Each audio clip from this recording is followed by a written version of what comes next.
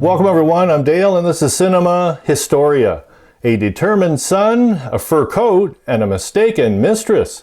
This week we're going back to 1937 for an American screwball comedy called Easy Living, starring Jean Arthur, Edward Arnold, and Ray Milland. And this is directed by Mitchell Leisen. So, where does our story begin this week? Well, our story begins on Park Avenue in New York City. J.B. Ball, played by Edward Arnold, is the third richest banker in America, nicknamed the Bull of Broad Street. J.B. is in the midst of having a fight with his son, John Jr., played by Ray Milland, over breakfast. J.B. complaining that his son just paid $11,000 for a used Bugatti, and his son, John Jr., tired of living off his father's charity, decides to move out, determined to prove that he can make it on his own. At the same time, the butler passes over a bill for a $58,000 sable fur coat that his wife Jenny just purchased. Infuriated with the bill and finding many more coats in the closet, decides it has to be returned. Jenny grabs the coat as JB chases his wife up to the roof of their New York penthouse. In the struggle, JB throws it over the edge, landing down below on Mary Smith, played by Jean Arthur, while she is riding to work on a Fifth Avenue double-decker bus. Startled, she gets off the bus and tries to return it, running into JB in the process. JB tells Mary to keep the coat and decides to buy her a new expensive hat to replace the one damaged in the incident. Hat shop owner Van Buren mistakes Mary for being JB's new mistress, loses no time in spreading the word. Being late for work, Mary gets into an argument with her boss and, wanting to protect the reputation of the magazine she works for, fires her on the spot. Meanwhile, Hotel Louis owner Mr. Louis hears of the mistress and gives a penniless Mary a luxury suite, hoping JB won't foreclose on his failing establishment. Next, Mary goes to the automat for a meal and meets John Jr., who works there cleaning tables. Being attracted to Mary and trying to give her free food, starts a food fight and gets fired from his job. With no job and finding out he has no place to stay, Mary begins sharing her enormous suite with JB's son. So, is it love and bloom at the Hotel Louis? Does being an alleged mistress have its advantages, or does a stock market crash pull a family back together? The screenplay was based on a story by Vera Caspary. Actually, Vera, an American writer of novels, plays, and screenplays, was best known for the novel Laura, which was made into a successful movie in 1944. With a 100% rating from the film critic Rotten Tomatoes, this film was among the American Film Institute's 2000 list, nominated for the top 100 funniest American movies.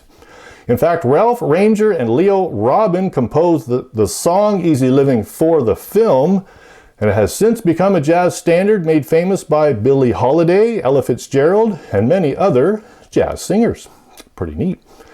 And our trivia question this week: did a screenwriter base a hotel on something for our film? Did a screenwriter base a hotel on something for our film? So, a little more history and the answer to our trivia question coming up next.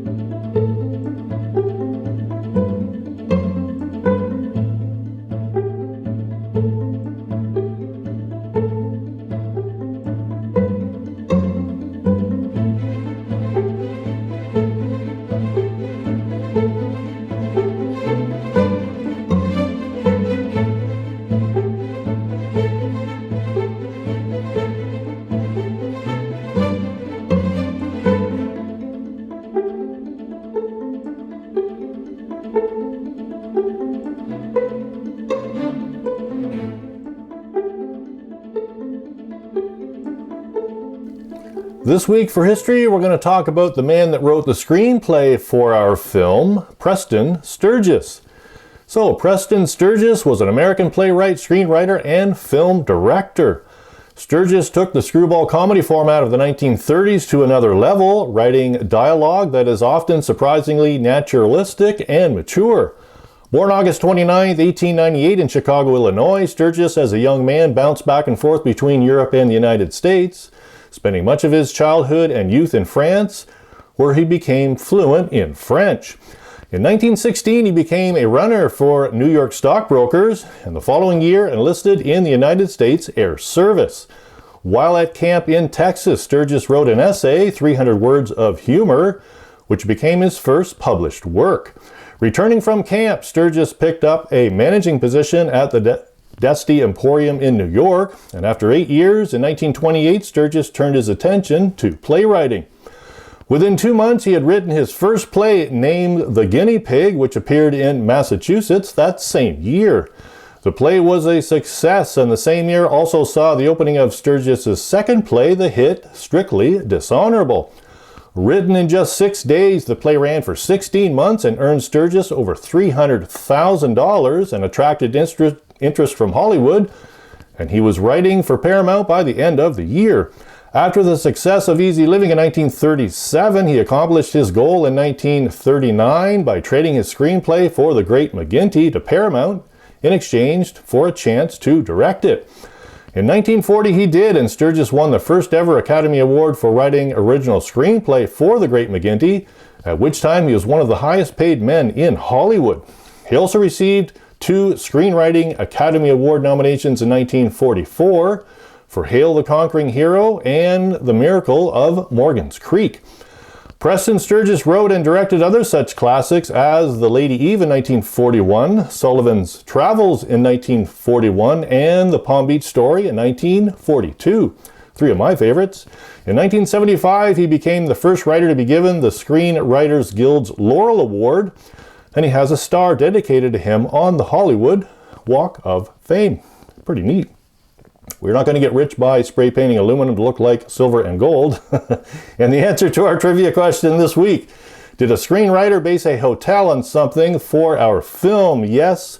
Screenwriter Preston Sturgis based the failing Hotel Louis on the original Waldorf Towers. The Waldorf-Astoria originated as 2 hotels built side by side by feuding relatives on Fifth Avenue in New York. The original Waldorf opened in 1893 and the Astoria in 1897 on the site where millionaire William Waldorf-Astoria had previously built his mansion. Travelers finding it too expensive and too far uptown, it became a financial flop and was demolished in 1929 to make way for the construction of the Empire State Building. Pretty cool. And one last note, the character Mr. Louis, owner of the Hotel Louis, was played by actor Louis Alberney. And no, he was not from Louisville, Kentucky. Louis Alberney, a Spanish-born American actor of stage and screen from 1915 to 1956. And all the bathrobes at the Hotel Louis say stolen from the Hotel Louis. Thanks for watching, everyone. I hope to see you back next week. No, I don't want it. I've already got a fur coat. Look, Mr. Carre, look, you see, I just got up and I'd like to take a bath, yes. I said I want to take a bath. Look, if you just give me a chance to wake up.